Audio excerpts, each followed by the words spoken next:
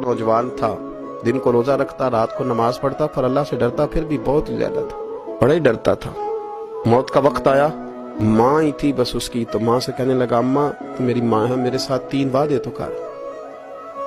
उसने कहा, पुत्र तू बता, आखिरी हिज की ले रहा है और इस गरीबनी माँ से तू वादा ले रहा है, बता क्या वादा। उस करने लगा, अम्मा जब मैं मर जाऊं ना तो मेरे गले में रस्सी डाल के तो मुझे घुमाना घर के सहन में, और लोगों को कहना जो रब की नाफरमानी करे उसका यही हाल होता है। ये ऐलान करना जो अल्लाह के नाफरमान हो उनका यही अशर किया जाना चाहिए।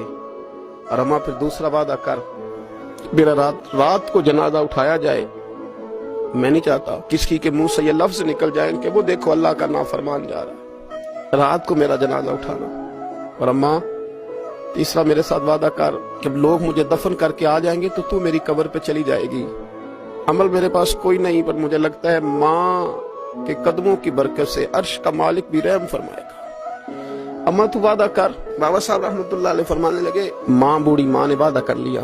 कहा बेटे ठीक है, तेरी यही जिद है तो मैं तैयार हूँ। फिर उसने कलमा शहादत पढ़ा, उस नौजवान की रूह परवाज कर गई। बूढ़ी माँ ने रस्सी मंगाई, तो वली मन खाफ मकाम रब्बिही जन्नतान, जो डर जाए, उसने तो कहा था ना कि रस्सी डाल के घुमाना और कहना ये अल्लाह का नाफरमान है, इसका यही अशर होना चाहिए था।